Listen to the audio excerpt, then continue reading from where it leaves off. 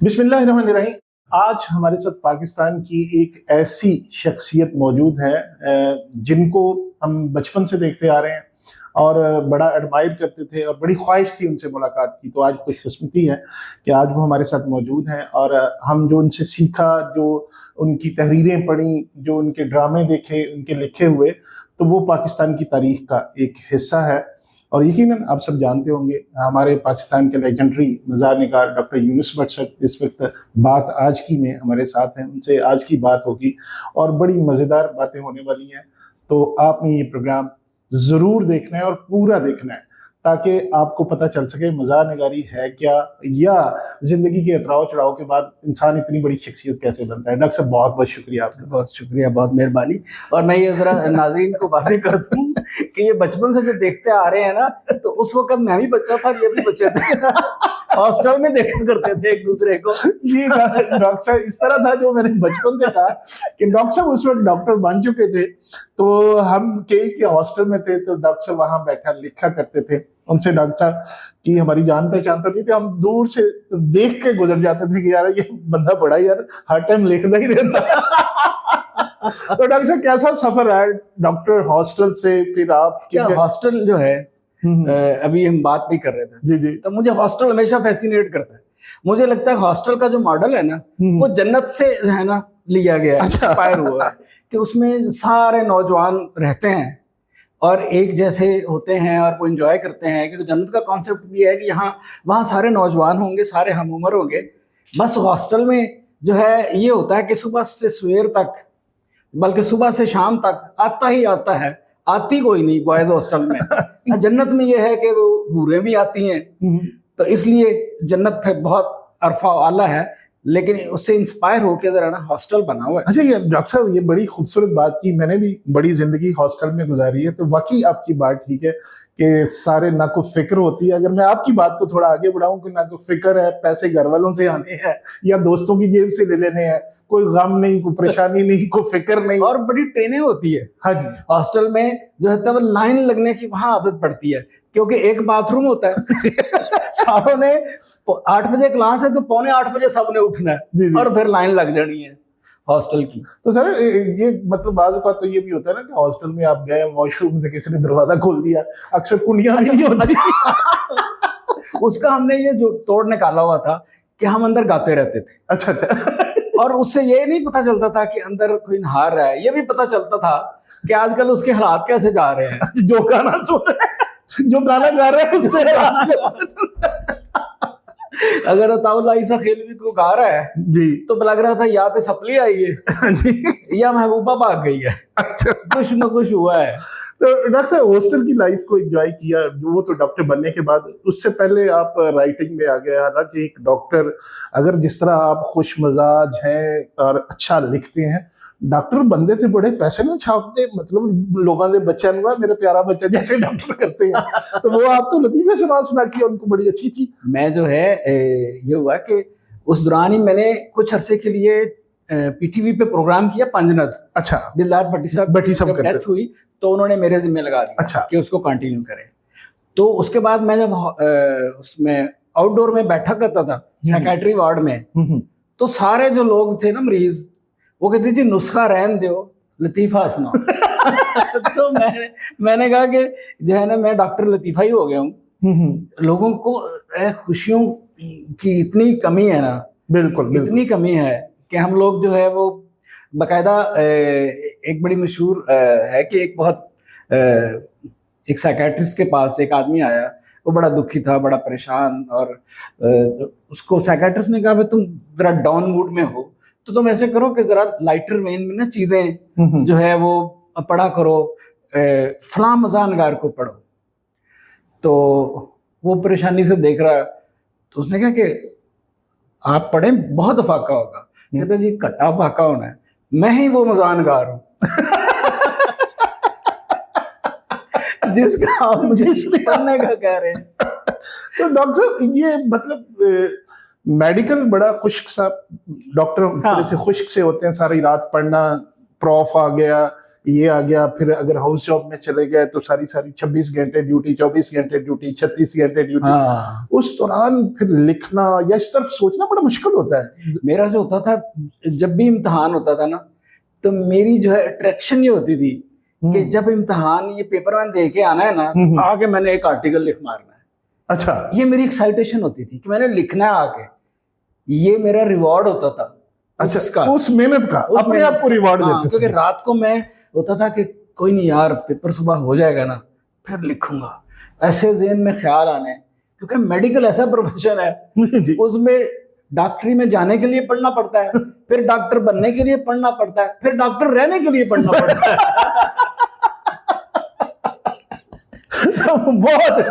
बहुत से बच्चे जो इससे कहीं ये ना हो कि डीमोटिवेटेड हो जाए कि नहीं जी हमने डॉक्टर नहीं पढ़ना, पढ़ना बहुत पड़ता है। नहीं, जो है आपने जब बड़ा काम करना है तो फिर उसके लिए ज़हनी तौर पे तैयार रहे ना जी। अच्छा डॉक्टर साहब, कहीं जिंदगी के बाकी बातें हम सिलसिला जारी रखेंगे, लेकिन चूंकि बात शुरू हो रही है, जिंदगी के किसी हिस्से में ये ख्याल नहीं आया कि राइटर बनने के, अगर मैं डॉक्टर ही, प्रोफेसर या कोई बड़ा डॉक्टर, जिस तरह बहुत पैसे कमाई के लिहाज से मैं बात कर इसका बहुत मजेदार वाकया है जी। हुआ ये कि साइकेट्री में उस वक्त एक जो है ना स्टूडेंट चेंज एक प्रोग्राम था। अच्छा। तो प्रोफेसर जो तरीन साहब थे वो रिकमेंड कर देते थे, जिसने उनके यहाँ काम किया होता था, तो उनको बाहर जो थे ना एक्सचेंज बेस पे लंदन में जो साइकेट्री डिपार्टमेंट था वहाँ उसको जॉब मिल जाती थी। अच्छा। तो मेरे जो है तरीन साहब से बड़े अच्छे तल्लुकात थे, सारा वो एक प्रोसेस था। तो मेरी जो है वो प्रोसेस हो रहा था और मैं किसी वक्त भी जा सकता था। अच्छा। इस दौरान मेरा गला खराब हुआ और मैं जो है ना वो गला चेकअप कराने के लिए, क्योंकि उस वक्त अर्ली लाइफ थी, तो दोस्त डॉक्टरों के पास ही जाते थे, प्रोफेसर्स के पास ही जो जानते हों, ताकि पैसे न मांगे। सर्जीमेड में जो है ना हमारे प्रोफेसर थे, तो जाहिद अमीर साहब, अच्छा, उनके पास गए। तो बाहर रिसेप्शनिस्ट जो है उसने कहा कि जी मैं अंदर मैसेज भेजती हूँ, तो अब वेट करें। मैसेज भेजा, उन्होंने मुझे अंदर बुला लिया। जब मैं अंदर गया तो उन्होंने पहला मैसेज इंटरकॉम पे मैसेज दिया कि हुण किसी मरीज को नहीं भेजना, ते कुंडी ला के दराज चो कड़ियां अपनी गजलां। कहते यार बस कोई सुनने वाला ही नहीं है, शुक्र है तू आ गया, अदब सुनास आदमी है, ले जरा सुन। वो पौना घंटा मरीज बाहर इंतजार कर रहे हैं, वो गजलां सुना रहे हैं। ते मैं विजुलाइज कर रहा कि आज तो 8 साल बाद मैं भी इत्थे प्रोफेसर बन के इस चेयर ते बैठे होना है, ते मरीज वेख रहे होना है। फिर कोई मैनू मरीज उन्होंने मैं कुंडी ला के ते मरीज नू अपनियां जड़ियां तहरीरां सुना रहा होना है। लो जी, उस दिन ने मेरी जिंदगी में एक चेंज ला दी। मैंने फैसला कर लिया कि मुझे नहीं बाहर जाना पढ़ने के लिए। अच्छा, ये उस दिन आपने उस दिन डिसाइड किया कि मुझे जो है और मैं गजल ही सुनाऊंगा। हाँ, मैं कहा मैं एक जिंदगी है, आदमी वो करे जो करने को उसका दिल चाहता है। वाह वाह वाह। और मेरे नजदीक कामयाबी क्या है? कामयाब आदमी वो है जो वो काम कर रहा है जो वो करना चाहता है, चाहे वो जूतियां बना रहा है, चाहे वो झाड़ू दे रहा है, या वो प्राइम मिनिस्टर है, मैटर ही नहीं करता। सक्सेस ये है कि वो काम कर रहा है जो वो करना चाहता है। हाँ, और सक्सेस मिलती भी उसी में है। तो जिस काम में आप जो दिलचस्पी जिसमें होगी या शौक होगा, फिर थकेंगे भी नहीं उसमें। थकेंगे भी नहीं। और ये भी एक है ना कि आप, अल्लाह ने आपको किस काम के लिए बनाया, तो उसका एक लिटमस टेस्ट है। हाँ। कि जो काम करते हुए आपको थकावट ना हो, बल्कि वो काम करने के बाद जब आप उठे तो आप फ्रेश हों, ज्यादा एनर्जी फील करो। तो उस काम के लिए अल्लाह ने आपको बनाया है। सही सही। अच्छा डॉक्टर साहब, वही बात जो मैं, इसका मतलब है कि पूरी ये आपने कभी ये फील नहीं हुआ, हालांकि आपने बहुत मुश्किल काम है, आपने मेरे ख्याल 30 से ज्यादा किताबें लिखी होंगी। हाँ। तो वो इतनी किताबें लिखना, वो भी तो एक मेहनत तलब काम था, और ये खासकर क्रिएटिविटी एक बड़ा मुश्किल काम है। तो वो पढ़ना तो फिर भी आपको उतना पड़ा, लिखना भी उतना ही पड़ा। वो तो शायद आपने इम्तहान देते तो शायद कम इम्तहान देने थे, तो आपको मेहनत उतनी करनी पड़ी। लेकिन इसमें आपके बकौल के आपका शौक डेवलप हो गया, फिर उस दिन के बाद हुआ या बचपन से शौक था? नहीं, लिखने पढ़ने का तो मुझे बचपन से शौक था। अच्छा। हाँ, वो मैं शुरू से ही जो है ना लिखा पढ़ा करता था। मैं बहुत एक्सप्रेसिव वर्बल नहीं होता था, जो है ज्यादातर मैं रिटर्न एक्सप्रेशन था मेरा। लेकिन उस दिन मैंने ये फैसला किया कि मुझे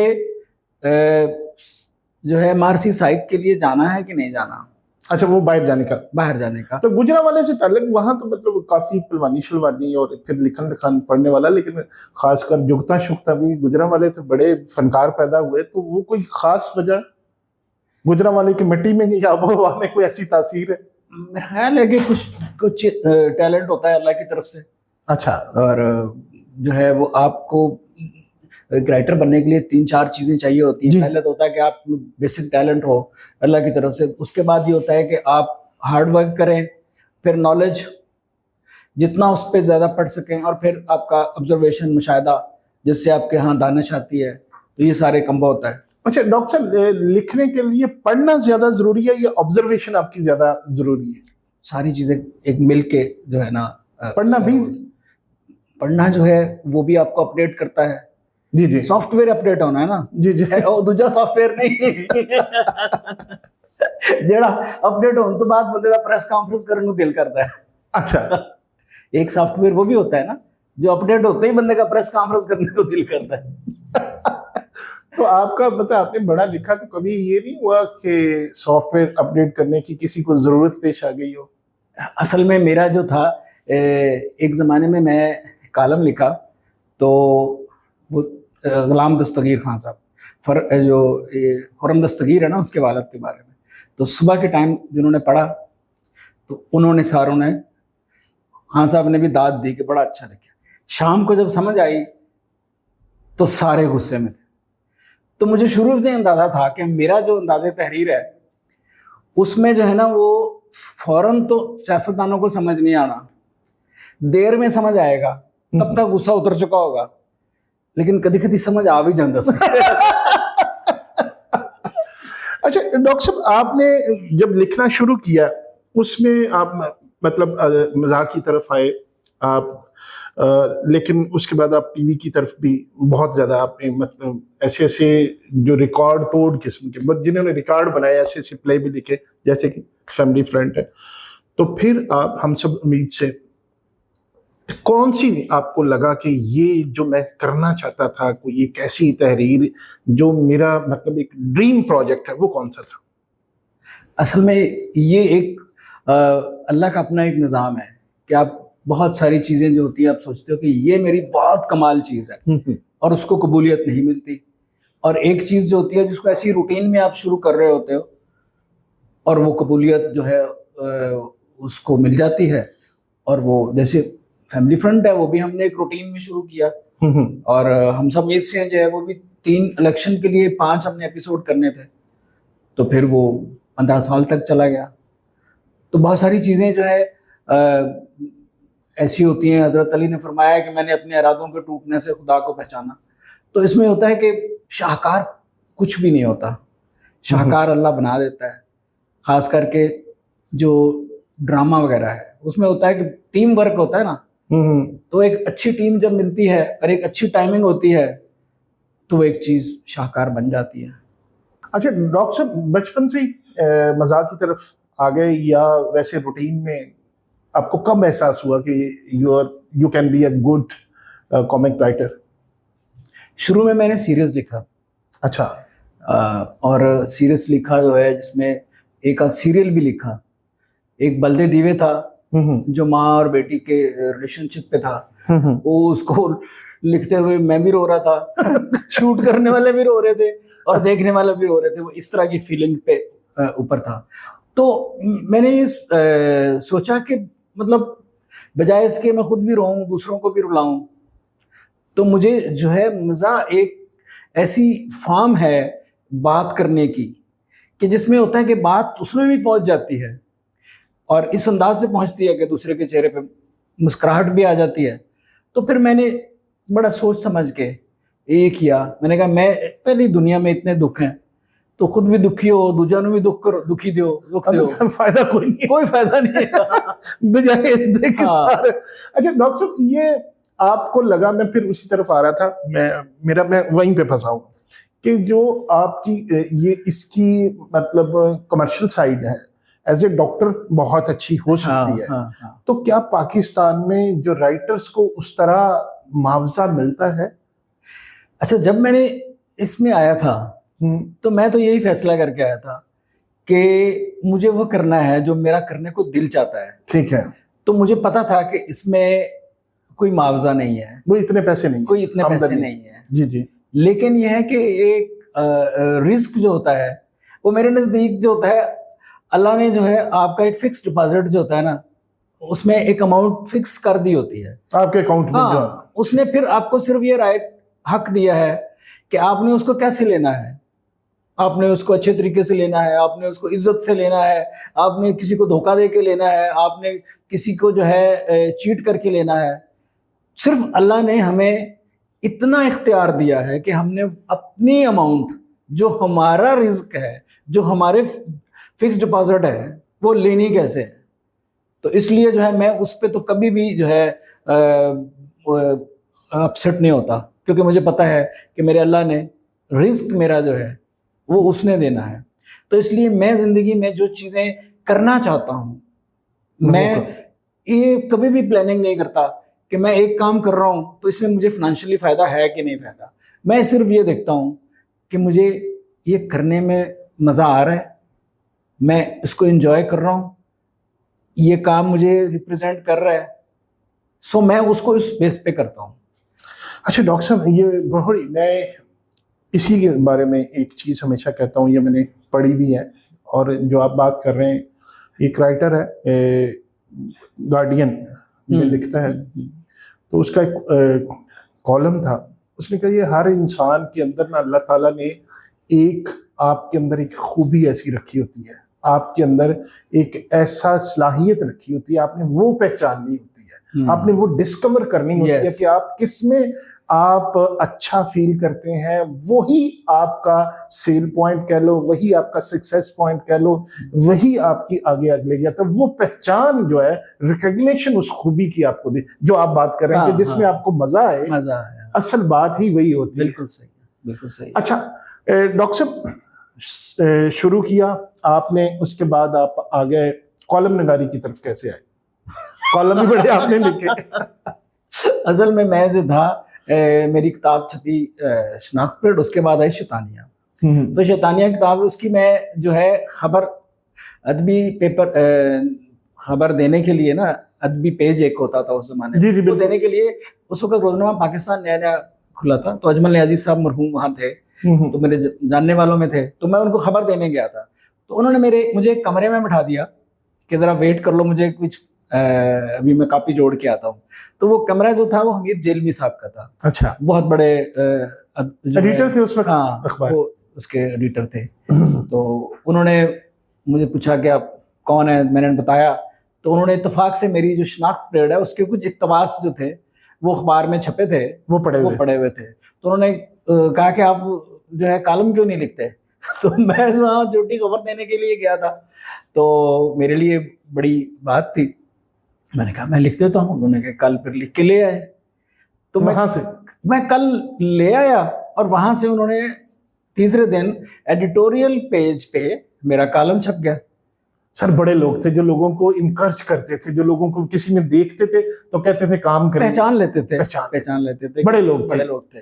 और ऐसे लोग मेरा ख्याल अब जिंदगी में तो अब तो लोग कोई सवाल बच्चा पूछ ले तो कहते हैं आप जाहिल हैं, आपको पता ही नहीं। ऐसे लोग अब आ गए हैं जो बड़े बड़े स्कॉलर हैं। असल में जो है ना, अब जो है स्कॉलर जो है ना, वो है डिजिटल स्कॉलर। अच्छा, उसको इल्म से कोई गर्ज नहीं है, उसको अपनी रेटिंग से गर्ज है। जी जी, इसलिए वो रेटिंग में ऐसे अल्फाज यूज करता है, ये सारे तागूत है। सर ये माशरे का बिगाड़ इस तरह, ठीक है कि डिजिटल मीडिया में तो हर बंदा राइटर भी बन गया, हर बंदा एक्टर भी बन गया, लेकिन इसमें कहीं ना कहीं किरदार वही हमारे जो नाम नहाद स्कॉलर्स हैं उनका भी नहीं है। नहीं, असल में जो है खराबी पैदा हुई, पहले जो मीडिया था उसमें हुआ कि जब रेटिंग शुरू हुई तो देखा गया कि जिस प्रोग्राम में, डिबेट के प्रोग्राम में गाली होती है, हाँ, शाउटिंग ज्यादा, जूती चल जाती है, एक दूसरे को बदतमीजी करते हैं, उसकी रेटिंग बहुत ऊपर जाती है। तो नतीजा है कि प्रोग्राम में भी उन्होंने वो मुर्गे बुला के उनको लड़ाना शुरू कर दिया जी।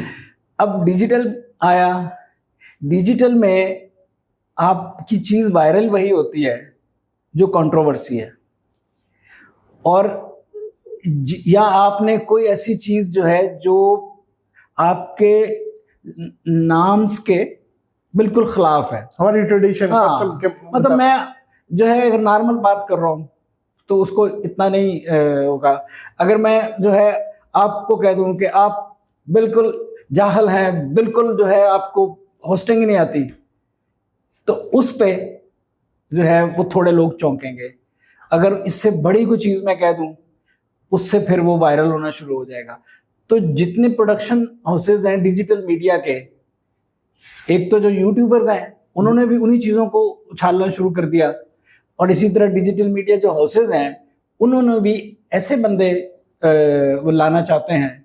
ऐसी एक ब्रीड पैदा हो गई है आलमों में भी, जो है पॉलिटिशियंस में भी, सारों में, स्कॉलर्स में भी, मतलब स्कॉलर्स तो हम उनको अखलाकन कह देते हैं ना जिनको पहला जो है रुतबा ही है कि आप धीमे लहजे से बात करें, आप खंदा पेशानी से दूसरे के सवाल का जवाब दें, और फिर आप जो है वो शाउटिंग ना करें, कंट्रोवर्सीज जो है क्रिएट ना करें, सॉल्व करें। जी जी बिल्कुल। तो वो है कि ये एक बिजनेस है, रिलीजन भी एक बिजनेस बन गया। ऐसे ऐसे मौलवी आ गए, वो मौलवी जो है वो डिजिटल मीडिया पे कह रहे होते हैं कि जी जो अपनी बेटियां पढ़ाने के लिए स्कूल भेजते हैं वो दलाल हैं। जी जी। अब ऐसी चीजों को, वो जो एक वीडियो आई वो तो डांस कर दी भाई, ये वो एक यही ना, इसी तरह वो एक लियास कादरी साहब है हमारे, उनके अजीब होता खीरा काटने के इस्लामी तरीके तो ये चीजें जो है ये सारी जो है उस पॉइंट ऑफ व्यू से चली जा रही है।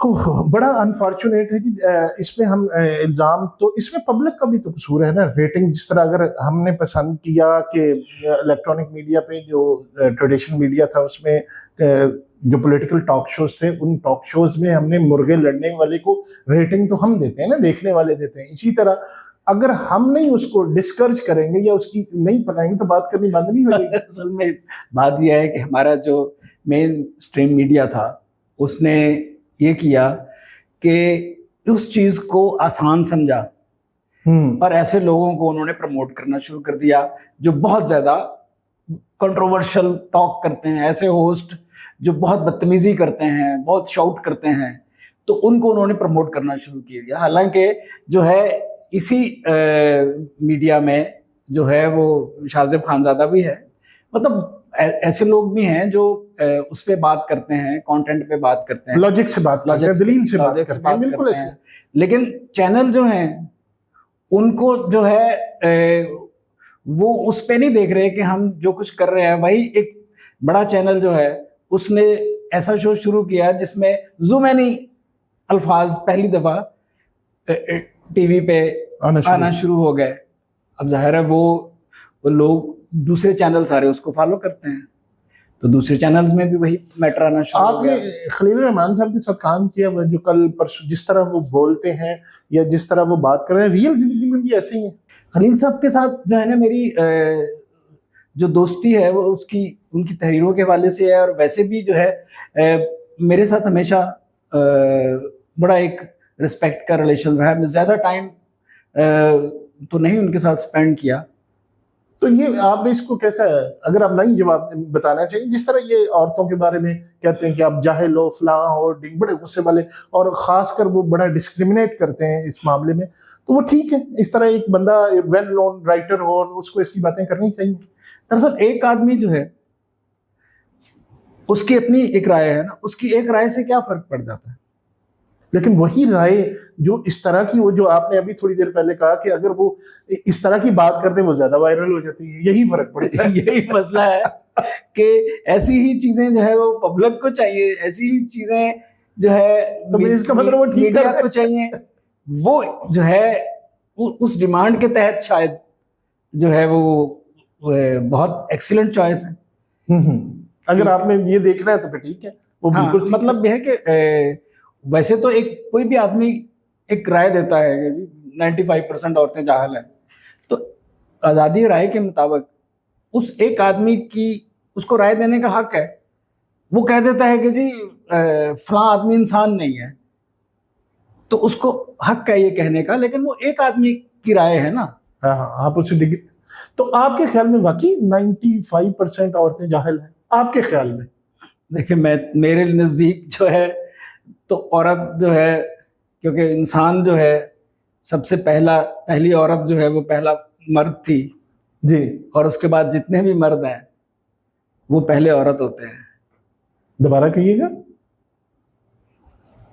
जितने भी मर्द हैं जी, वो पहले औरत होते हैं।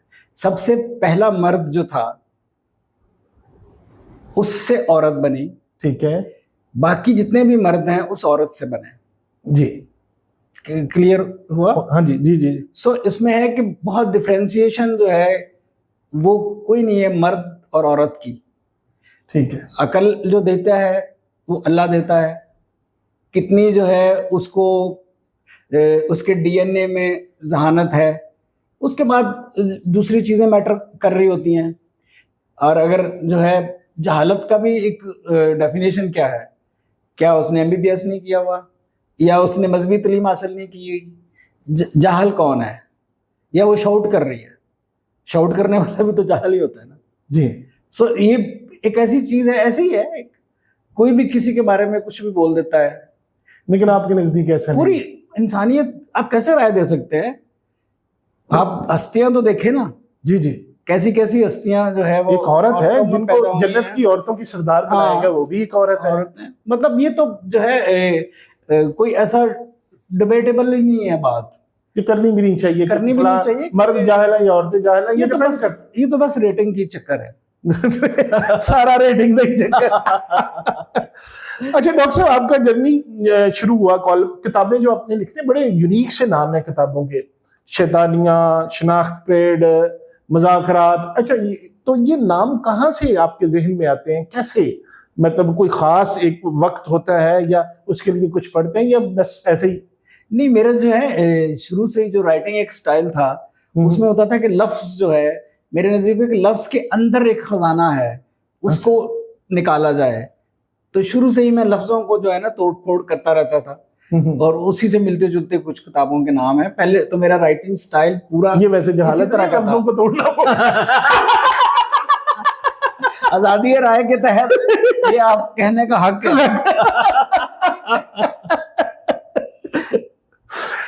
एक दोस्त ने मुझे कहा फोन करके कि फलां मज़ाहनगार जो है उन्होंने कुछ नाम मज़ाहनगारों के लिखे हैं, तो उसमें आपका नाम नहीं है। तो आपको तो बड़ा गुस्सा आया होगा। मैं कहा भाई क्यों गुस्सा आया होगा? उसको हक है कि जिसको पसंद करे, जिसको ना पसंद करे। भाई आप जो है जूते लेने जाते हैं तो 20 जूतों में से कौन से आपको पसंद आते हैं? हाँ, बिल्कुल आपकी चॉइस है। बुक स्टॉल पे जाते हैं तो अब एक किताब लेके आते हैं ना, तो हर आदमी को ये हक हासिल है बिल्कुल कि वो कोई भी राय दे। लेकिन ये जो डिजिटल मीडिया और ये दूसरा मीडिया है, इसको उसे इशू नहीं बनाना चाहिए। डॉक्टर साहब, तुसी इमरान खान साहब के खिलाफ राय दे के देखो तो सही ना। आपका हक सलब हो जाएगा। नहीं, इमरान खान के खिलाफ नहीं, हाँ जी, हक में कहे। हाँ जी, नहीं खिलाफ दे के देखें, आपको मजा आ जाएगा। हाँ हाँ, सही है। ये कासिम अली शाह साहब ने एक बात की, उनको मजा आया। उसके बाद और बड़े ये साहिल अदीम साहब जो है, अदीम साहब, इन्होंने अभी कोई बात की थी, इनकी ट्रोलिंग हुई। इस तरह और भी बड़े जो मतलब बड़े फेवरेट होते हैं, लेकिन आपने बात कर ली।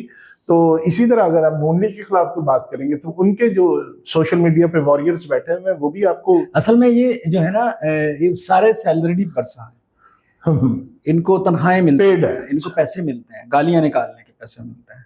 तो कभी सोचा सी गाला कढ़ने दे पिंडा च ते बड़ियां कढ़ी दियां सी, मुफ्ती कढ़ी दियां सी, हुन पछतावा नहीं हुंदा कि जेहड़ी मेरे बहुत सारे जो है शागिर्द थे, हम सब मीत से हैं कि जो ट्रेंड हुए थे। बाद में पता चला कि वो बहुत पोस्टों पे चले गए, KPK वगैरह में। अच्छा। तो पता चला कि करना क्या है, करना क्या है, गालियां देनी है। गालियां के पैसे। तो ये पिंडा ਦੇ बड़े बच्चे ਐਵੇਂ ਮੁਫਤ ਗਾਲਾਂ ਦਿੰਦੇ ਪਏ ਨੇ, ਉਹਨਾਂ ਨੂੰ ਅੱਜ ਦਾ ਪਤਾ ਹੋਵੇ। सर जिन जिन जिनको ये इसका डिजिटल मीडिया की खबर है वो मुफ्त गालियां नहीं देते। अच्छा, उनको वो जो है ना कमा रहे हैं। हाँ, डिजिटल मीडिया पे इतना ज्यादा जो है वो इसके आपको गंदा मटेरियल है कि आप परेशान हो जाते हैं कि हुकूमत जो है, हुकूमत सिर्फ हुकूमत करने में लगी हुई है। हाँ, उसको कुछ पता नहीं है कि आम आदमी के साथ क्या हो रहा है और आम आदमी क्या कर रहा है, आम आदमी क्या कर रहा है, हमारी सोसाइटी क्या कर रही है, जी जी, उसके साथ क्या हो रहा है। इनको कोई अंदाजा नहीं है, ना इनका इंटरेस्ट है। इनको सिर्फ इससे गर्ज है कि वोट लेने हैं, हुकूमत करनी है। और आप सब सियासतदानों की बात कर रहे हैं, मौजूदा हुकूमत की बात कर रहे हैं? मौजूदा हुकूमत से लेके ऑलमोस्ट सारे सियासतदान एक जैसे ही हैं। ओके, सारे एक जैसे हैं। इनके जो है ना, वो मैंने लिखा था एक सियासतदान के बारे में कि मैं कि उसको हुकूमत करने के, अच्छी हुकूमत करने के सारे तरीके आते हैं और तब तक आते रहते हैं जब तक वो हुकूमत में नहीं आ जाता। तो हुकूमत में जब आते हैं तो सब एक है, सब एक है। वो है ना उसमें महमूद अयाज, हाँ, एक ही सफ में खड़े हो गए, एक ही सब में खड़े हो गए महमूद अयाज।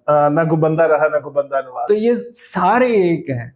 जो वजीर आजम होता है उसका नाम बदलता है, बाकी सब उसके नीचे जो वजीर होते हैं उनके नाम बदलते हैं। अगर आपसे कहें कि किसी सियासतदान के बारे में 2-3 जुमले जो आपके नजदीक जिस तरह आप लिखते हैं, कोई याद है इस वक्त किसी के बारे में जो आपने अभी बात की, जैसे ऐसे ही कोई? बस इस तरह मुझे जो है ना वो नहीं अच्छा याद आते हैं। अच्छा। तो ये जो दुनिया टीवी में मुज़ाकरात का नाम है, ये आपकी किताब से या वैसे ही उन्होंने कर दिया? मुज़ाकरात मेरी किताब में है। अच्छा, हाँ, उसका कोई बाप था वहीं से? उसका बाप था। अच्छा, अब ये मुझे नहीं पता, उन्होंने वहीं से, क्योंकि वो बहुत पहले की लिखी हुई किताब है। हाँ हाँ। तो ये प्रोग्राम तो बहुत बाद में शुरू हुआ है। अच्छा, अभी मैं उससे शुरू करूंगा तो उसके बाद फिर हम जो सारे प्रोग्राम चल रहे हैं इन पे भी डिस्कशन करेंगे। डॉक्टर साहब, हम सब उम्मीद से शुरू किया, तो जो जिस तरह इसकी आखिरी जो हफ्ते में 2 दिन भी चला बाद में और बड़ा पॉपुलर हुआ, तो इसका आगाज कैसे हुआ? तो और आपने क्या यही प्लान किया हुआ था या कुछ और था, बनते बनते ये बन गया? असल में जो शुरू किया था, मैंने कुछ करैक्टर स्केचेस लिखे थे पॉलिटिशियंस के, जी जी, तो उन पे बेस करके हमने 5 एपिसोड करने थे। लेकिन जब प्रोग्राम किए उसके बाद फिर मुझे ये अंदाज़ा हुआ कि अगर एक ही पर्सन पे हम करते हैं घंटा या आधा घंटा, तो वो उसके साथ जो होता है ना ज्यादती हो जाती है। और समटाइम्स जो होता है आपका कंटेंट जो होता है उसमें बहुत उसको फील होता है। तो फिर उसका फॉर्मेट मैंने ऐसा कर दिया कि उसमें सभी लोगों के बारे में एक एक 2-2 चीज़ होती थी ताकि बैलेंस रहे।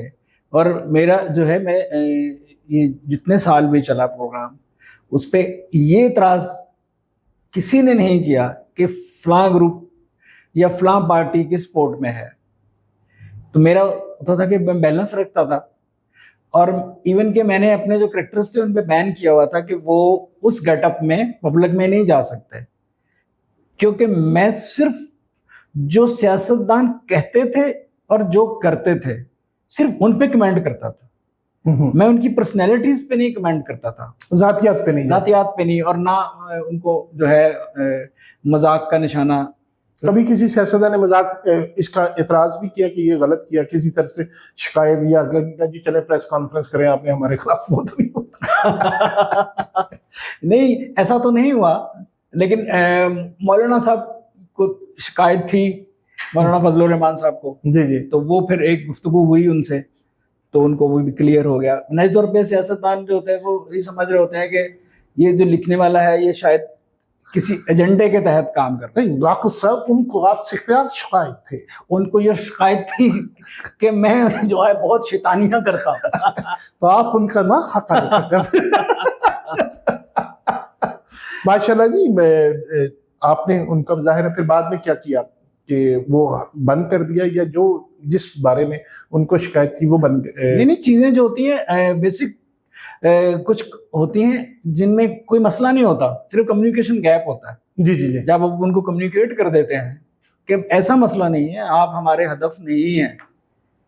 तो हम कह सकते हैं हम सब मीत से हैं 50-50 का एक पॉलिटिकल वर्जन था। बाद में ऐसा हो गया, बाद में मतलब जो है स्किट फार्म जो है वो एक कॉमेडी की एक फार्म है, जी। तो ये जो था ये फॉर्मेट इसका स्किट का था, और 50-50 भी एक स्किट कॉमेडी है, तो ये उसी फॉर्मेट में आता है।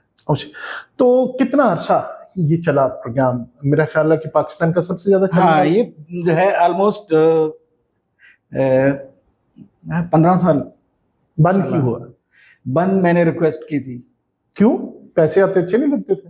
नहीं, मैं जो था वो हो गया था, बोर हो गया था।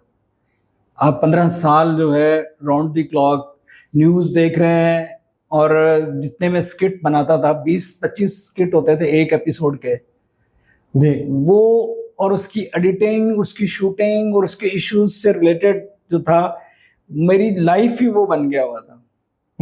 सो मैं शकील साहब को जो है ना वो बारहा रिक्वेस्ट कर चुका था कि इसको जो है मुझे एंटरटेनमेंट करनी है। तो उन्होंने, वो हमेशा कहते थे कि जब 15 हो जाएंगे, 15 साल, तो फिर हम जो है वो करेंगे, एक तकरीब करेंगे, और फिर इसको ऑफ करके फिर जब आप कहेंगे रीलॉन्च करेंगे। कितना बजट था हम सब उम्मीद से? इकोनॉमिक्स जो थी वो मैं वही डील करते थे, मुझे बहुत बजट था उसका, ह्यूज बजट था। उनको उसका फायदा होता था?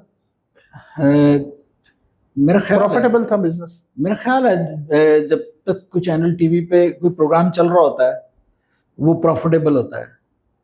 जब वो प्रॉफिटेबल नहीं रहता वो बंद नहीं कर देते। होता तो फिर ऑफ हो जाता है। ये तो सिंपल साइंस है। अच्छा डॉक्टर साहब, मैं चूंकि ये सवाल भी इसलिए कर रहा हूँ, बहुत सारे हमारे जानने वाले दोस्त हैं या नए टीवी चैनल्स आ रहे हैं, तो उनके लिए भी एक गाइड होगी, तो वो बड़ा पैसा इन्वेस्ट करने से घबराते भी हैं कि ये बहुत महंगा प्रोग्राम है। अब फार्मूला प्रोग्राम आ गए, आपने देखे होंगे कि 4-5 कॉमेडियंस असल में जो है ना, अब तो वो प्रोग्राम करना बहुत आसान है, बहुत कम वसाइल में हो गया है, क्योंकि डिजिटल हो गया है ना। जी जी। और चीजें जो है इनकम डिजिटल से भी काफी उसके स्किट से आ सकती है। स्किट्स भी, वो प्रोग्राम ही डिजिटल का था। देखो अच्छा। 20 स्किट हैं, और 20 स्किट जो थे आप उस पर डालें ना सोशल मीडिया पे, जी जी जी। कोई भी प्रोग्राम ऐसा नहीं है कि जिसमें से 20 कंटेंट पीसेस निकल सके। ठीक है। एक आध दो जो होता है जिसमें कोई गाली दी होती है, या जिसमें कोई बहुत एक वो होता है, इस तरह का कोई कंटेंट निकल आता है। जी जी।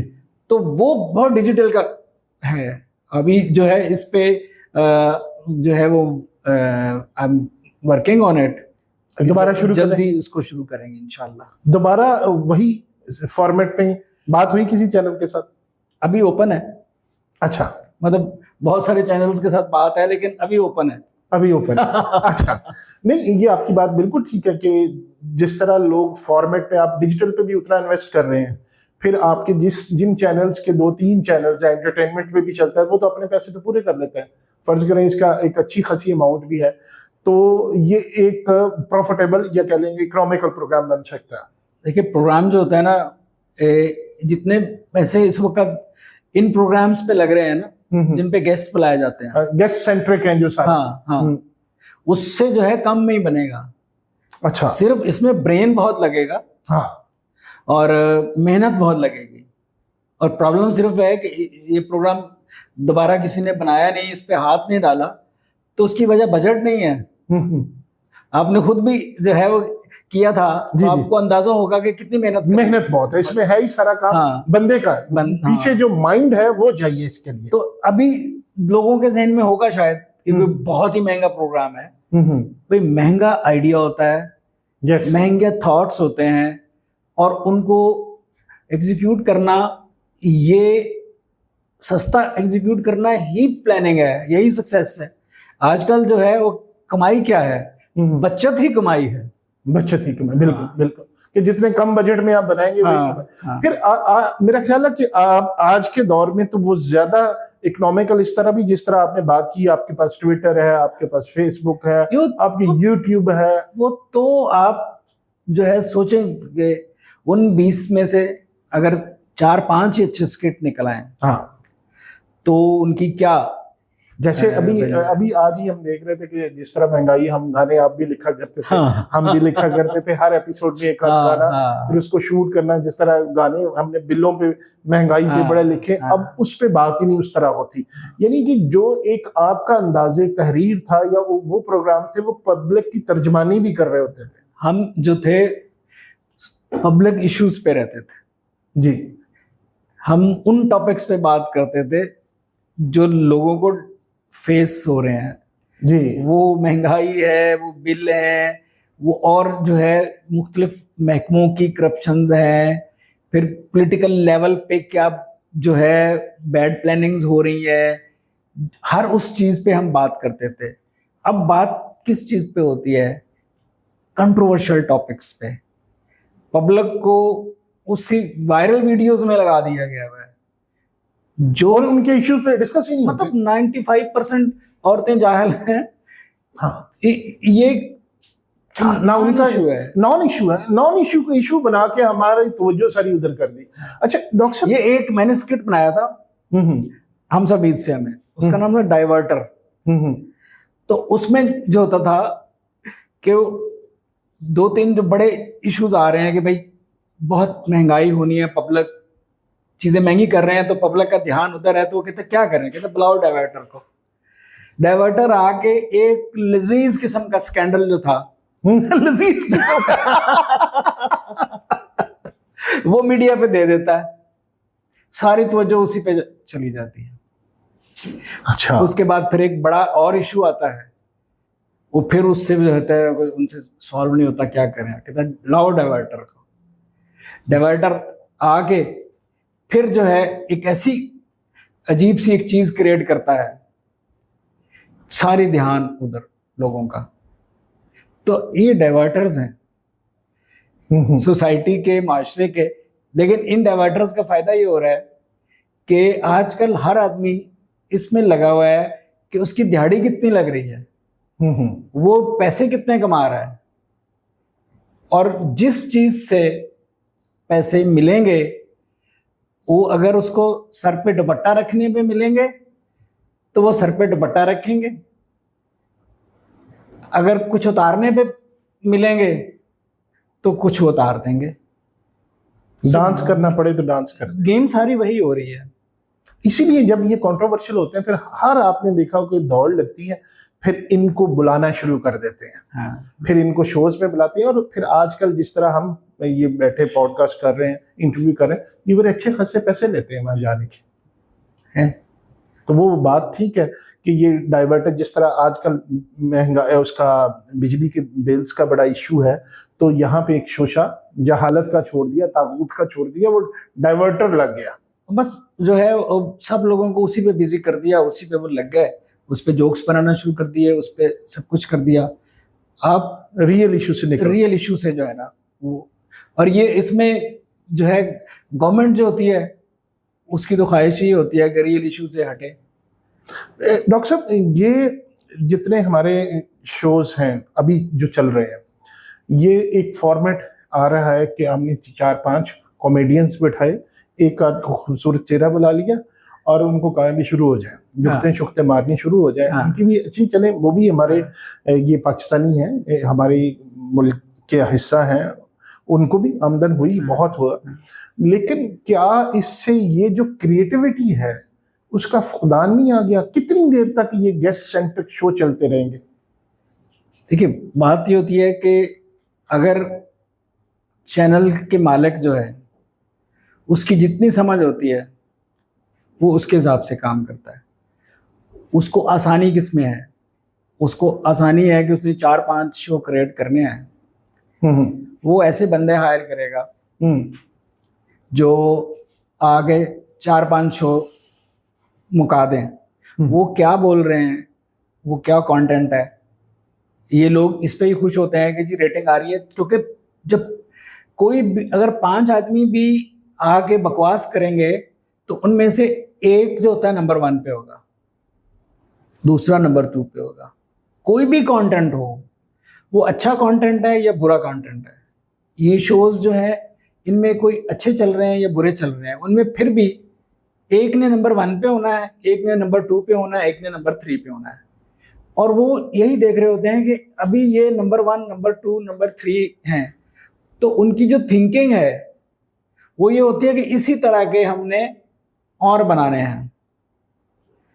तो इसलिए जो है, जब तक आपके जो है चैनल मालकान जो हैं या उसकी जो टीमें हैं वो कुछ नया करना ही नहीं चाहती, तो फिर नया होगा कैसे?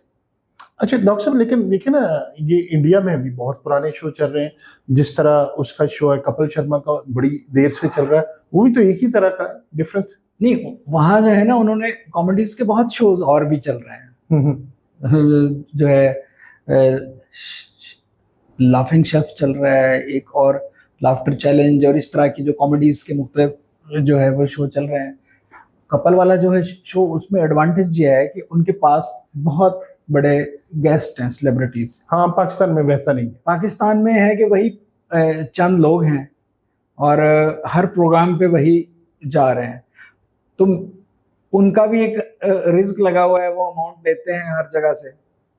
लेकिन चैनल मालकान जो है वो जब भी कोई नया प्रोग्राम शुरू करना चाहते हैं तो चूंकि उनकी जो है ना वो वहीं तक होती है समझ जो वो देखते हैं, तो इसलिए वो उसी तरह से मिलता जुलता ही करना चाहेंगे। जो एक पाकिस्तान में ये कि जो ट्रेंड चल गया फिर सब उसके पीछे। जब तक कोई एक नया प्रोग्राम नहीं आएगा और वो अपनी जगह नहीं बनाएगा, वो हिट होगा तो फिर उससे मिलते जुलते प्रोग्राम। आपके ही दौर में हस्बे हाल शुरू हुआ है, वो डिफरेंट था।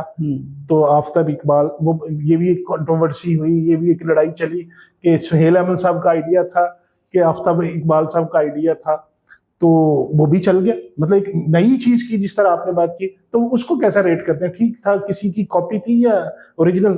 कॉपी जो है, आप 4 या 5 फॉर्मेट हैं टोटल दुनिया में। जी जी। हम यहाँ बैठे हो कह रहते हैं ओरिजिनल है, ओरिजिनल कुछ नहीं होता। जिसमें एक स्किट कॉमेडी का फॉर्मेट है जी, दूसरा जो है गेस्ट बुला के सेंटर गेस्ट और उस तरह के लोगों का है, और एक होता है कि जिसमें मिक्स होता है, गेस्ट भी और गेस्ट भी होता है, स्किट भी होता है, और कुछ में होता है कि आप गेस्ट की बजाय आप किसी डमी को बुला लेते हैं। ठीक है। और जैसे खबरनाक चल रहा था, उसकी टॉप कर लेते हैं। तो दुनिया जहां में ये सारे जो है फॉर्मेट चल रहे हैं, और यहाँ सबसे लंबा जो शो स्टार का या पोलिटिकल स्टार का वो है सैटरडे नाइट लाइव। तो सैटरडे नाइट लाइव जो है वो अमेरिका का स्किट कॉमेडी है, अमेरिका का है। तो उसमें जितने बड़े कॉमेडियंस जो हैं वो उस शो ने जनरेट किए हैं जो फिल्मों में अभी काम कर रहे हैं। तो इसी तरह जो है लेट नाइट शोज हैं, और जो है इसी तरह फेक न्यूज़ जी वाले शोज हैं। तो बेसिक जो है कोई भी शो ऐसा नहीं है हमारा कि जो अब कपिल शर्मा का शो है तो वो कौन सा उसका अपना था, उसने जो है कमार एट 42 से उठाया। अच्छा, कमार एट 42 जो है वो मेरे एक आदमी है अपने जो है ये बीबीसी का था, अपने घर में जो है ना वो शो एक शुरू करना चाहता है, सेटवेट की जगह नहीं है तो घर में गेस्ट बुला लेता है, तो उसकी माँ, उसकी दादी और वो आके दरमियान में इंटरफेयर करते हैं। तो उसको लेके इन्होंने बनाया, फिर वो डेवलप करते गए वो जो है ना, फिर नए नए आइडियाज आ जाते हैं। तो बेसिक जो होता है स्टैंडर्ड होता है ना, जैसे ड्रामा है, एक ड्रामा है, एक ड्रामेडी है, एक सिटकॉम है, एक सिटकॉम है, एक सोप है, एक सोप है, ये फॉर्मेट्स हैं। इसी तरह सटायर की और कॉमेडी के भी इसी तरह जो है ना वो फॉर्मेट्स हैं, उन्हीं के अंदर ही चीजें बननी है। ठीक है। तो हमारे यहाँ एक ही फॉर्मेट जो है जिसमें जो है वो एक गेस्ट और बाकी जो है ऑडियंस बैठे, ऑडियंस और उस पे कमेंट करने वाले कॉमेडियंस बैठे हुए हैं। हाँ, वो सारे चैनल्स पे वही चल रहा है, एक ही चल रहा है। हाँ, कोई डिफरेंट होना चाहिए और होगा जो है चीजें जो होती हैं एक वक्त के बाद चीजों में तब्दीली ड्रैग होना शुरू हो जाती है, तब्दीली आती है। जी। अच्छा डॉक्टर साहब, आपने हम सब उम्मीद में बड़े बड़े नामवर आपकी जो होस्ट थी खवातीन भी रही और शायद मेल भी आए, तो उनमें आपने वीना मलिक से लेके सबा कमर, फिर महविश हयात, तो सबसे ज्यादा आपको लगा कि कौन टैलेंटेड है, जिसके साथ काम करने का मजा आया कि ये वाकई एज ए आर्टिस्ट? देखिए, मैंने जो है वो जिन लोगों के भी साथ काम किया, क्योंकि उन लोगों को मेरे साथ जो है वो चलता ही वो था कि जिसको बहुत काम करने का जुनून था जी। तो क्योंकि पागलों में पागल ही रह सकते हैं। तो हमारी बहुत होस्ट हैं। हमारी सबसे पहली होस्ट जो थी वो निदा यासर थी। निदा यासर, ठीक है। ठीक है। उसके बाद जो है वो उसकी हमारे वो हीरो हैं, उनकी क्या नाम, उनकी मिसेज वो थी, नबील भी था, फिर इदनान जिलानी था, एक बहुत लोग थे, बहुत लोग। सबा कमर थी, वो तो फिर बाद में आए ना। हाँ हाँ। बाद में फिर वीना आई, वीना के बाद सबा कमर आई। कौन से ज्यादा टैलेंटेड एज ए आर्टिस्ट आपको लगी? क्योंकि आपने स्किट्स भी करवाए, वीना और सबा ने तो बहुत वो स्किट्स भी बड़े की। वो एक था बिल्लो का किरदार, बिस्ती जी नहीं होगी? हाँ, वो भी बड़ा। फिजा भी आई, बिस्ती जी होगी, वो सबा करती थी। हाँ। सबा जो थी वो जब उसने इसको ज्वाइन किया तो इससे पहले जो था दुनिया शुरू हुआ तो वीना जो थी मिस दुनिया, हाँ, तो उसको ऑफर आई, लेकिन वो जाना नहीं चाह रही थी। तो मैं खुद जो था वो चाहता था, क्योंकि मैं अपने जो भी प्रोग्राम होता है ना उसकी मैं पर मिनट की रेटिंग लेता हूँ, ताकि मुझे अंदाज़ा हो कि कौन सी चीज़ जो है वो लोगों को कितनी पसंद आ रही है और उसकी रीज़न क्या है। तो मुझे जो है उसमें बहुत अरसे से पता चल चुका था कि जो लिंकिंग वाला दरमियान में होता है पोर्शन, उसकी रेटिंग नहीं आती, स्किट्स की आती है। ठीक है। तो इसलिए मैं चाह रहा था कि अब जो है बहुत साल हो गए हैं, थोड़ा तब्दील किया जाए। सो वीना का वहाँ जाना, मैं उस पर था कि वीना को जाना चाहिए, जितने पैसे उसको मिल रहे हैं और इज्जत से मिल रहे हैं तो उसको लेने चाहिए। तो लेकिन जो है मेरे चैनल के जो थे मीर साहब जो थे, उनका ख्याल था कि नहीं, इससे बहुत गड़बड़ होगी। उन्होंने उनको उससे ज़्यादा ऑफर करके वापस आने के लिए भी कह दिया। लेकिन मैं खुद दुनिया के दफ्तर गया, मैंने खुद जो है अपने सामने उसका कॉन्ट्रैक्ट साइन कराया। मैं कि उसमें है कि उसका एक सफ़र आगे बढ़ना था ना। जी जी। इधर मेरे पे डिपेंडेंट होने की बजाय वो अपना एक इंडिविजुअल सफ़र शुरू कर रही थी। सो उसके बाद जो है सबा को मैंने जब किया तो सबा ने कहा कि मैं स्किट नहीं करूँगी। मैंने कहा कोई मसला नहीं है, ना करना। सबा को मुझे पता था कि वो लिंकिंग बहुत अच्छी करेगी। अच्छा। तो वो जो लिंकिंग थी उसकी रेटिंग हमारी आना शुरू हो गई। हमने उससे स्किट नहीं करवाए। फिर आहिस्ता आहिस्ता उसको लगा कि मैं तो इन लोगों से अच्छा कर रही हूँ जो लोग कर रहे हैं, क्योंकि हमारी टीम में बहुत सारी जो थी लड़कियां थी, बहुत सारे लुक लाइक्स थे, बहुत बड़ी टीम थी। तो फिर आहिस्ता आहिस्ता उसने वो करना शुरू किया। वो शायद एक और भी आर्टिस्ट थी जो जिन्होंने बाद में वो हिजाब पहनना छोड़ गई थी, सारा चौधरी। सारा चौधरी, वो भी बड़ी अच्छी। हाँ, बहुत अच्छी, वो बहुत अच्छी थी। हाँ। तो बल्कि ये इसने जब इंग्लिश हिंदी मीडियम की ना जाके इंडिया में, तो मुझे सारा चौधरी ने नहीं, सबा ने। अच्छा।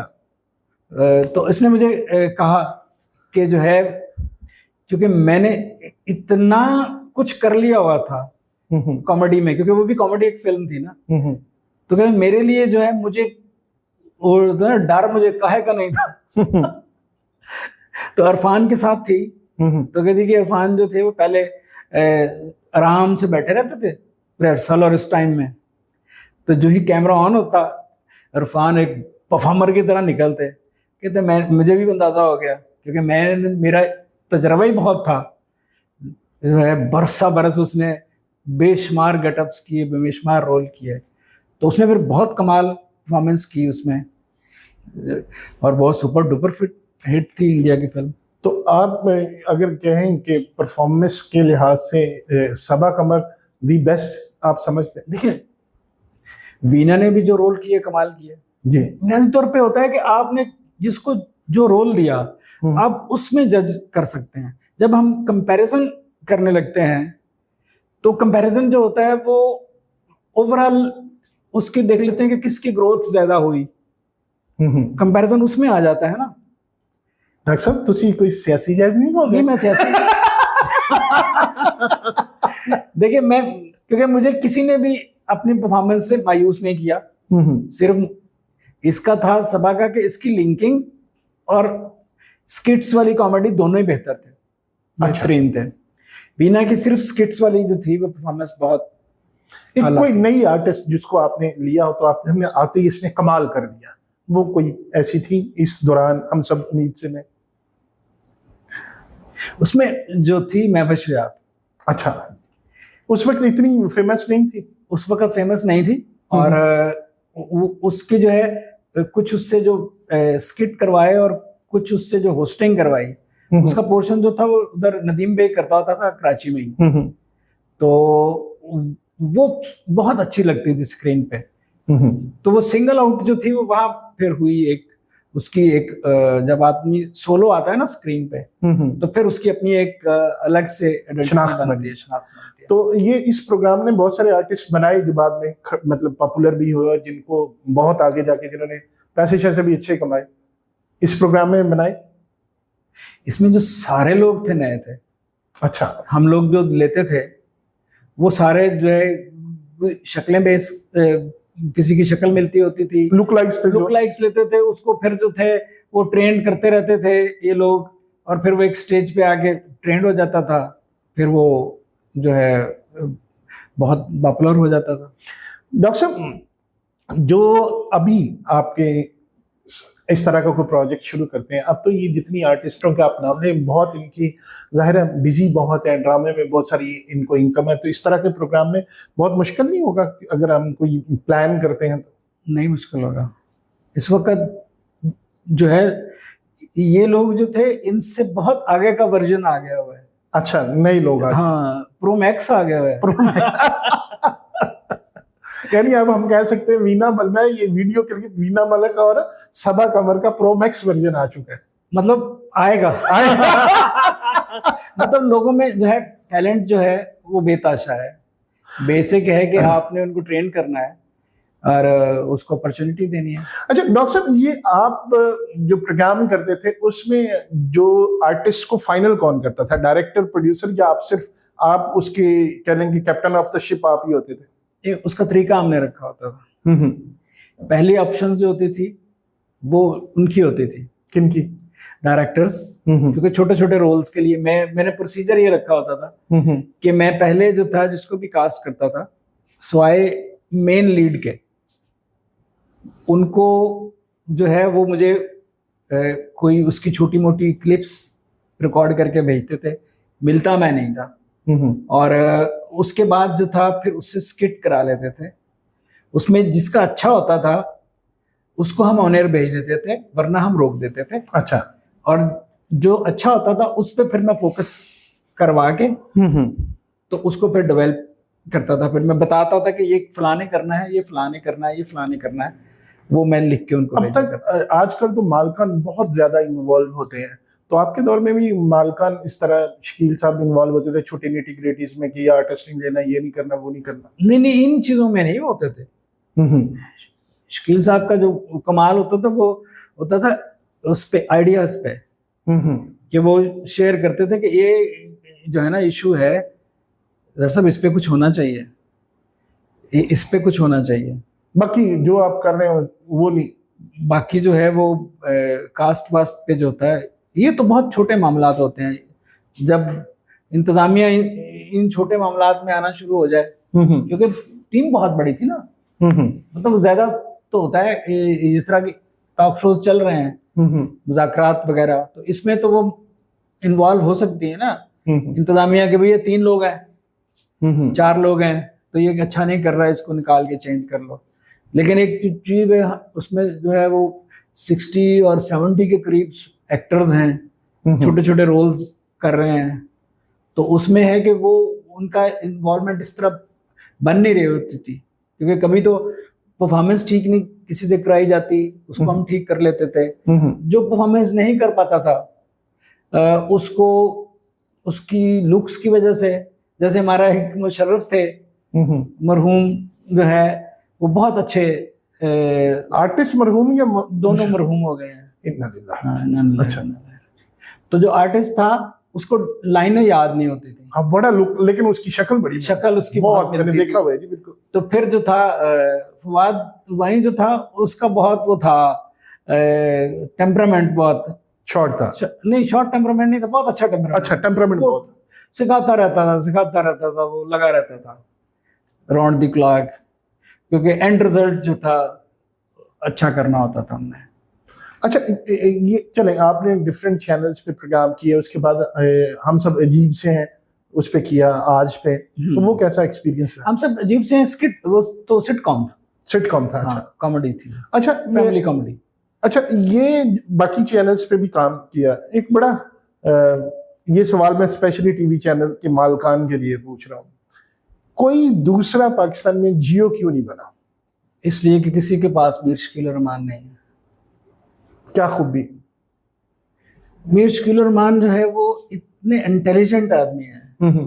एक तो उनकी खबर पे नजर है, दूसरा यह है कि वो कभी आपको ये नहीं कहेंगे कि आपने ये करना है, ये नहीं करना है। जितनी आज़ादी वो देते हैं उतनी कोई मीडिया मालकान जो है वो नहीं देते। दूसरा है कि जिस आदमी को आपसे ज़्यादा नॉलेज हो, आप उसके साथ जब बात करते हैं तो भी सीखते हैं, और फिर एज ए ह्यूमन बीइंग भी वो बहुत कमाल हैं। वो एज ए ह्यूमन बीइंग तो बहुत सारे लोग हैं, मतलब आमिर महमूद भी बहुत कमाल as a human being personally, Aamir Mahmood साहब जी। लेकिन यह है कि जो इस मीडिया को, न्यूज़ इंडस्ट्री को, जो समझ मीर शकील रहमान की है, यानी जिनका पल्स पे हाथ है, पल्स पे हाथ है पब्लिक की और गवर्नमेंट की, वो समझते हैं।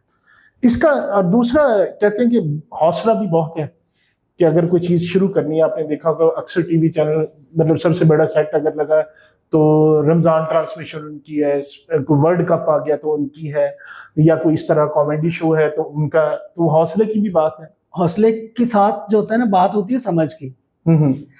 जब उनको समझ होती है ना कि इसका ये आउटपुट आना है, तो फिर वो उस पर इन्वेस्ट भी करते हैं।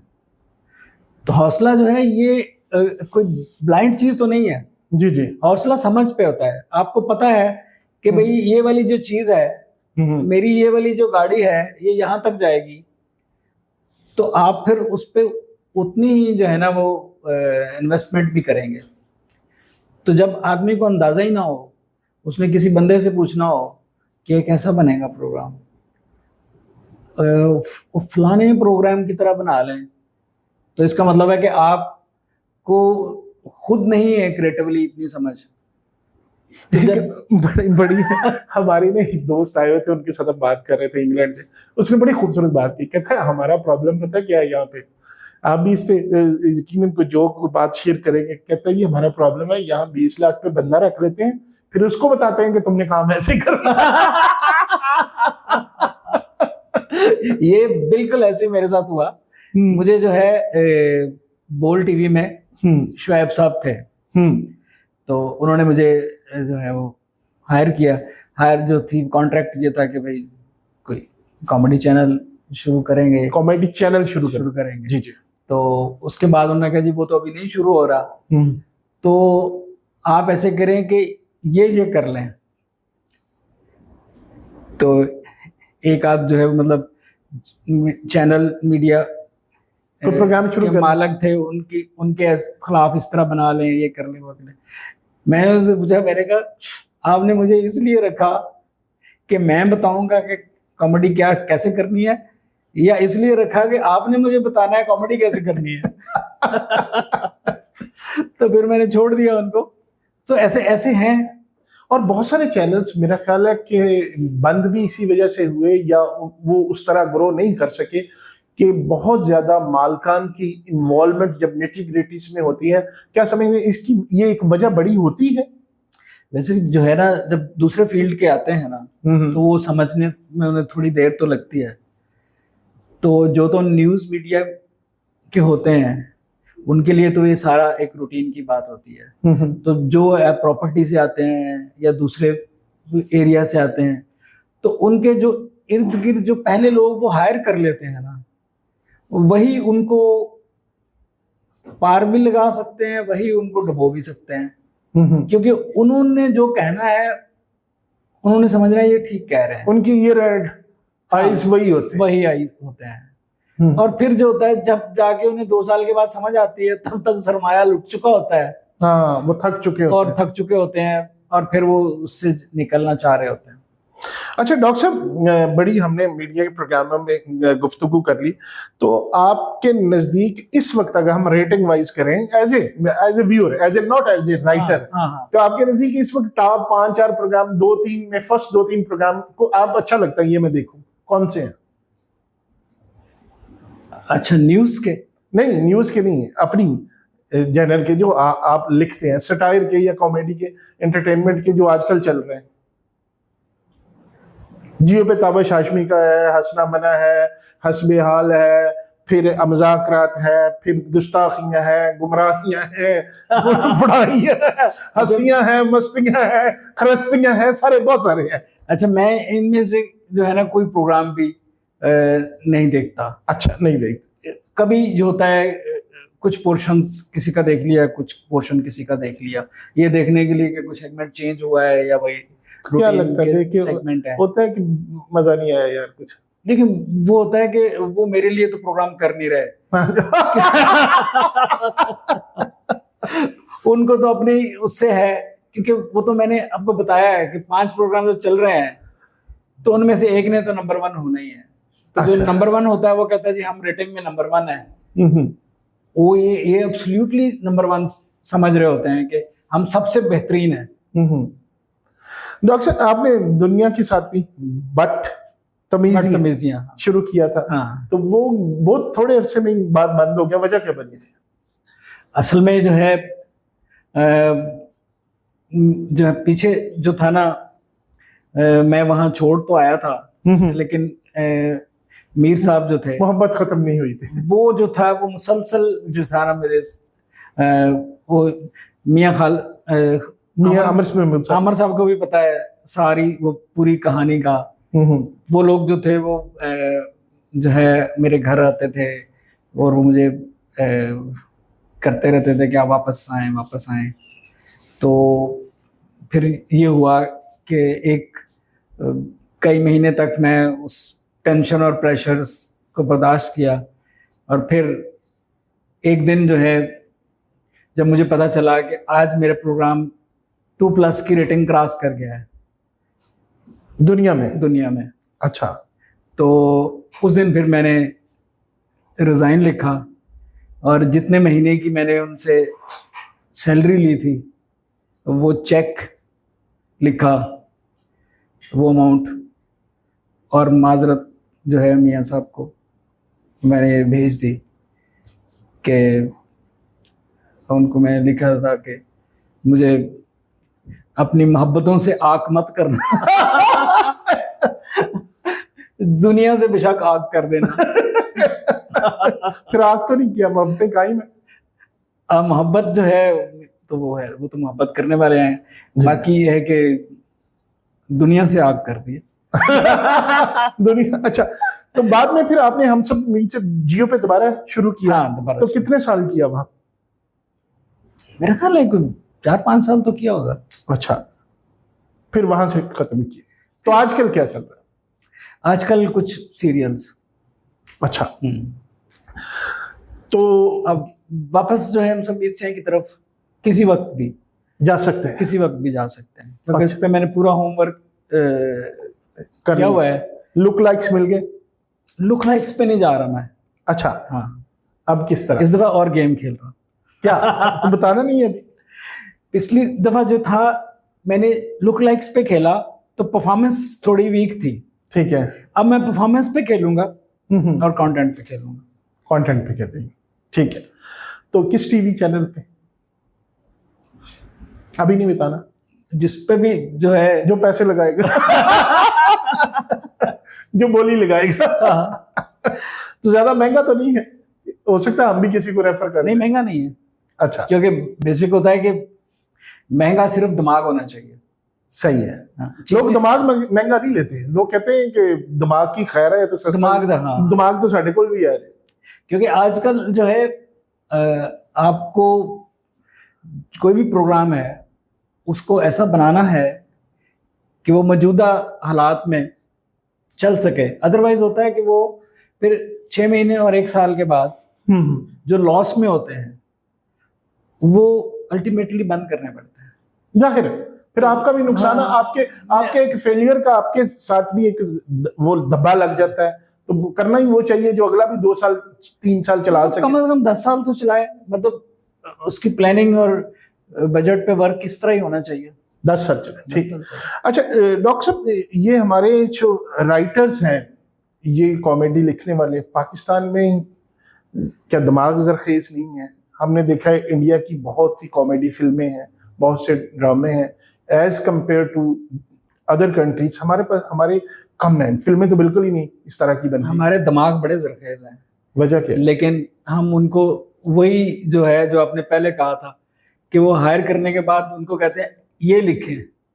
हाँ। और दूसरा ये है कि कॉमेडी जो है उसको लिखने के लिए जितनी मेहनत लगती है उतना ही जो है ना, इस वक्त हमारे चैनल जो हैं वो इतना बजट अफोर्ड नहीं कर पाते।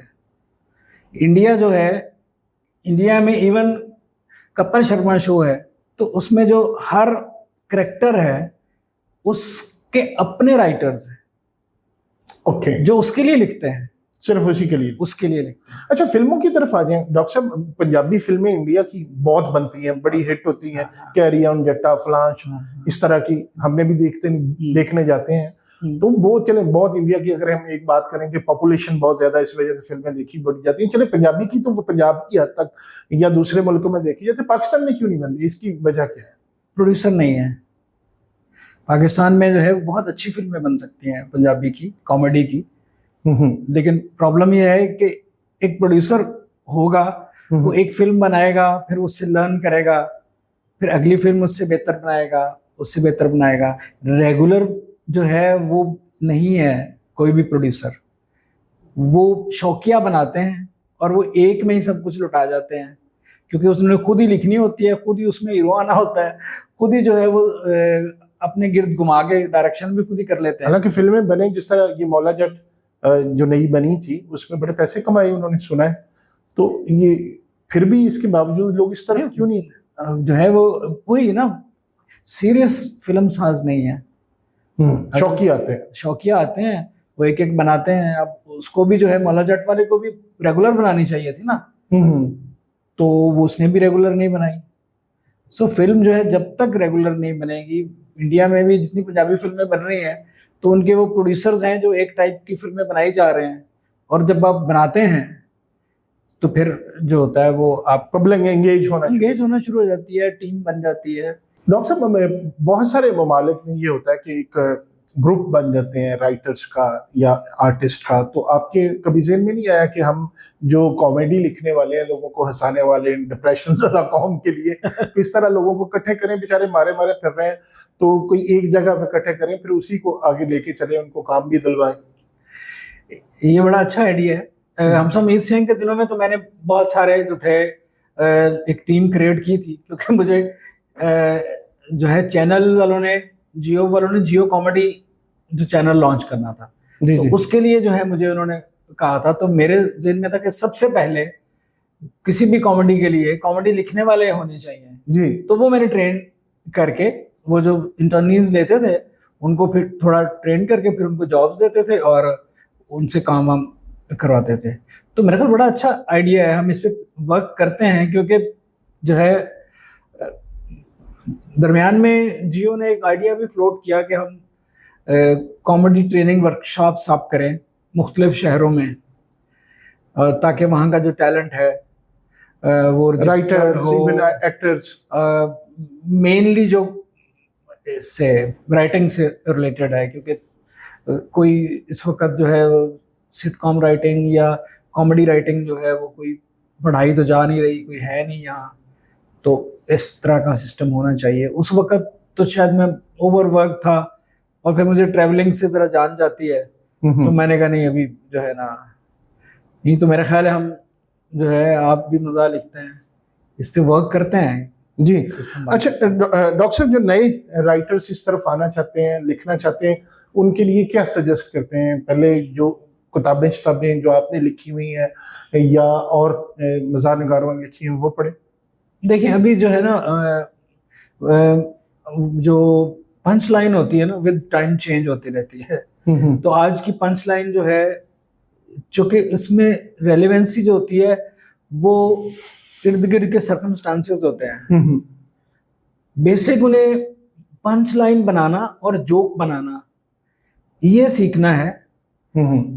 वो वाला जो फॉर्मेट थे पुराने, वो एक जो होता है, आप उनको पढ़ेंगे तो आपको अच्छा लगेगा, आपको जो है आप लर्निंग प्रोसेस भी होगा, लेकिन मजा जो है वो विद टाइम चेंज होता रहता है। जिस तरह हमारे बहुत अच्छे आर्टिस्ट थे, ईमानुल्लाह साहब थे, अभी सुहेल अहमद साहब है, ये बड़े फिल्बदी, बड़े अच्छा मजाक कहते हैं, और इस तरह अब लोग कम नहीं हो गए इस फील्ड में आने वाले, मतलब इस तरह के आर्टिस्ट? असल में ये लोग आए हैं थिएटर के, और थिएटर उस वक्त होता था वो मजाक पे चलता था। जब से जो है वो मुजरों पे चलने लगा है ना, वहां जो मजाक करने वाला है वो जब कोई अच्छा जोक करता है उसको रिस्पांस नहीं आता, जब तक कोई वो फोश इशारा नहीं करता या फोश जोक नहीं करता, जूम मैनी नहीं करता, उसकी ऑडियंस जो है ना उस थिएटर की वो बहुत लोअर क्लास हो गई है, जो इस वक्त ये जो कमर्शियल थिएटर है।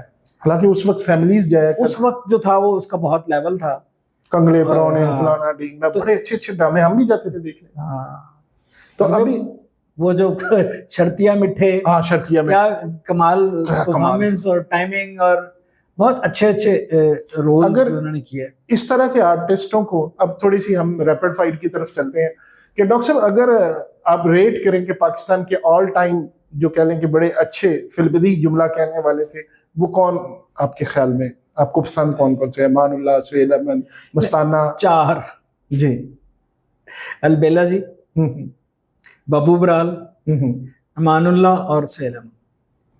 अब इनमें कैटेगरीज करना मुझे नहीं आता, क्योंकि मुझे जब हम कैटेगराइज करते हैं तो फिर आपको क्या पसंद है वो मेनली उस पे आ जाता है।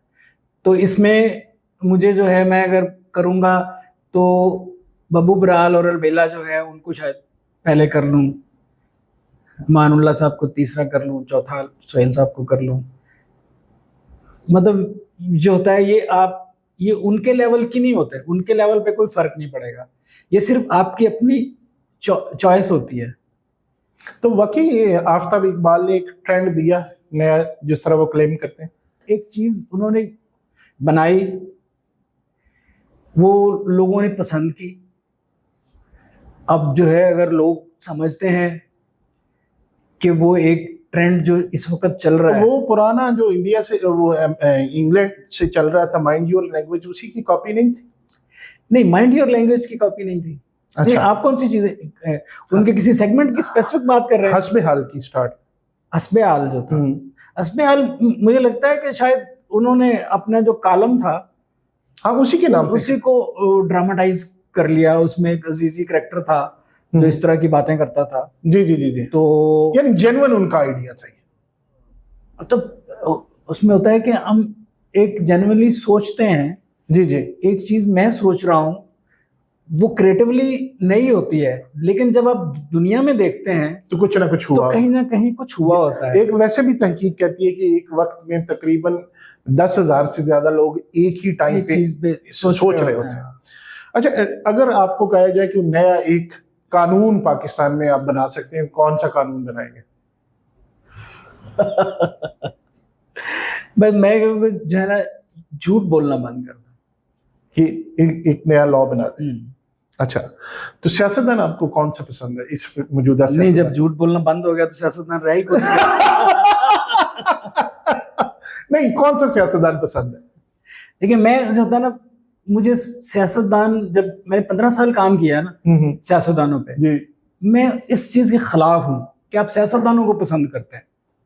आप उनके काम को पसंद करें, ओके, उनके जो काम नहीं पसंद उनको ना पसंद करें। मैं शख्सियत परस्ती ना कर। मैं कोई जो है पॉलिटिकल वर्कर हूं कि मुझे मेरा लीडर कह के ए काला है कवा चिट्टा है तो मैं चिट्टा ही कहना है। पाकिस्तान का सबसे अच्छा आर्टिस्ट इस वक्त कौन सा? किस हवाले से? ड्रामा इंडस्ट्री का एज ए आर्टिस्ट एक्टर कौन सा अच्छा? परफॉर्मर जो है, जी परफॉर्मर। परफॉर्मर्स जो है अब मुख्तलिफ रोल्स में डिफरेंट लोग हैं। मसलन नुमान एजाज है, हुमायूं सईद है, नए में भी वो क्या नाम है उसका, वहाज है, कौन सा पसंद? मतलब इनमें जो है वर्सटैलिटी और उसके हिसाब से तो नुमान उस पे नंबर 1 पे आता है। अच्छा, लेकिन नुमान की जो एक चीज जो है मुझे भी पसंद नहीं है वो ये है कि वो जो है लाइनें जो है ना वो नहीं एग्जैक्ट बोल पाता। जो लिखी होती है। हाँ, तो मेरी लाइनें जो होती हैं उनमें, मेरा उसने सिर्फ एक ही ड्रामा किया बहुत जमाने में पहले, तो उसमें मैं जब अपनी लाइनों का कत्लेआम देखा तो फिर उसके बाद मैं जो है वो खामोश हो गया। उसके बाद मैंने उसके साथ नहीं काम किया। अच्छा, आर्टिस्ट एक्ट्रेस कौन सी पाकिस्तान की आप रेट करते हैं कि ये 2-3 बड़ी अच्छी एक्ट्रेस हैं?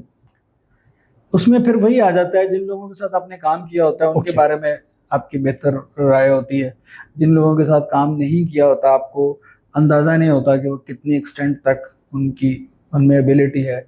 वैसे जो होता है वो तो पॉपुलैरिटी का हिसाब तो पब्लिक की बता सकती है।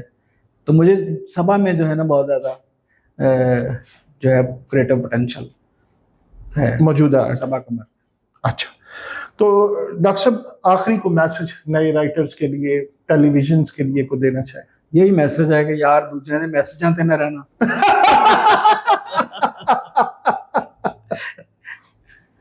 ਤੇ ਆਪਣਾ ਆਪਣਾ ਮੈਸੇਜ ਬਣਾਓ ਤੇ ਨਾ ਦੂਜਿਆਂ ਨੂੰ ਗੰਦੇ गंदे मैसेज करो ਤੇ ना कमेंट करो। Thank you very much doctor साहब, आज बड़ा मज़ा आया और यकीनन हम देखेंगे कि आने वाले किसी बड़े चैनल पे डॉक्टर साहब का कोई बड़ा प्रोजेक्ट शुरू होगा और यकीनन डॉक्टर साहब असं भी तुहाडे नाल किते ना किते अगे पिछे होवांगे। तो इस दुआ के साथ कि डॉक्टर साहब को अल्लाह ताला अगे पीछे होना हो ना जाना इस दुआ के साथ कि डॉक्टर साहब को अल्लाह ताला पाकिस्तान को यूं ही हंसता हंसाने वाला काम देते रहे। और वो कहते हैं ना कि जिस तरह मैं बड़ा सीरियस लिखने जा रहा हूँ तो आप मज़ा ही लिखें, लोगों को हंसे हंसाते रहे। और आपके लिए ढेरों दुआएं और बहुत बहुत शुक्रिया। Thank you so much, thank you so much.